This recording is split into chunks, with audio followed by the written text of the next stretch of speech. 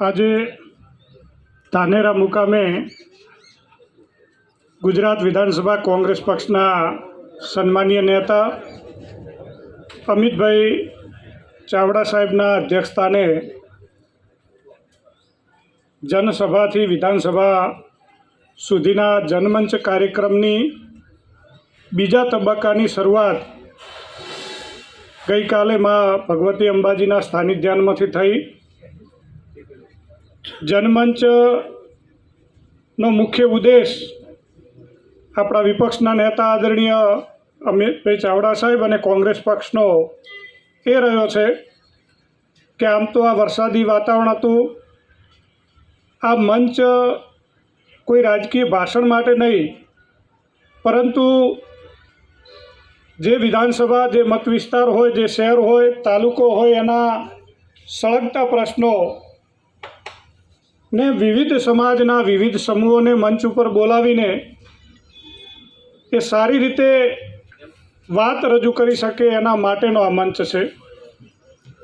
અને વરસાદી વાતાવરણ હતું એટલે આપણે મામા બાપજીના સ્થાન ઉપર રાખ્યું, નહીંતર આ ખુલ્લો મંચ હોય છે શહેર કે મુખ્ય શહેરની અંદર વચ્ચે જ્યાં પ્રજાનો ઘસારો હોય ત્યાં એક આ રીતનું સ્ટેજ બંધાય, આપણા વિપક્ષના નેતાશ્રી અને આપણા કોંગ્રેસ પક્ષનું શીર્ષ નેતૃત્વ બેઠું હોય, લોકોની જે પ્રશ્નો છે જેનું નિરાકરણ અત્યાર સુધી નથી આવ્યું એનું આ માધ્યમ થકી લોકો પોતાના પ્રશ્નોને ઉજાગર કરી શકે એના માટેનો આ કન્સેપ્ટ છે।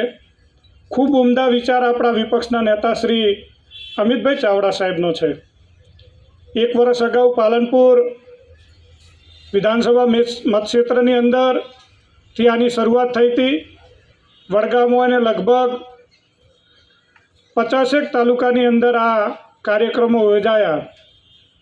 એની પછી ચૂંટણી આવી અને આ કાર્યક્રમને બ્રેક આવી ફરીથી ધાનેરા અને અંબાજી મુકામે આ જનમંચના માધ્યમ થકી મીડિયાના મિત્રો હોય, પ્રજાજનો હોય, લોકો હોય, એમની સુખાકારી માટે એમના જે સળગતા પ્રશ્નો છે એનું માન્ય વિપક્ષના નેતાશ્રીને જે આપવા જનમંચના માધ્યમથી જે કંઈ આપની રજૂઆતો હશે એ જે તે અધિકારીને, જે તે ડિપાર્ટમેન્ટને લેખિતમાં પણ રજૂઆત કરવામાં આવશે અને જેટલું બને એટલું પોઝિટિવ એનું નિરાકરણ આવે એના માટેના પ્રયત્નો આદરણીય આપણા વિપક્ષ કાર્યાલયથી થશે।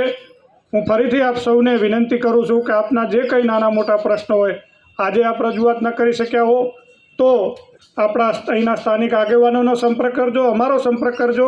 અમને ભલે પાછળથી પણ આપ લેખિત આપશો તો પણ આપણા આદરણીય વિપક્ષ નેતા શ્રીના કાર્યાલયમાં જશે, જે કંઈ આપની રજૂઆતો હશે એને પૂરી તત્પરતાથી એને નિરાકરણ લાવવાની અમે સૌ ખાતરી આપીએ છીએ।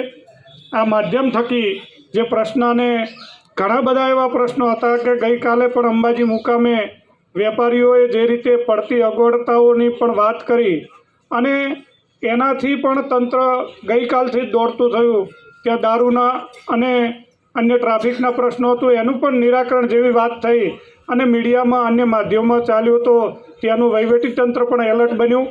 ધાનેરા મત વિસ્તારના જે કોઈ મુખ્ય પ્રશ્નો છે એનાથી આપણો મત વિસ્તારના આગેવાનો પણ વાકેફ છે અને આ મંચના માધ્યમથી આપણે સૌ સારી રીતે આનું નિરાકરણ લાવી શકીએ એવી જ અપેક્ષા રાખું છું। આભાર, ધન્યવાદ, જય હિન્દ, જય ભારત। ધન્યવાદ।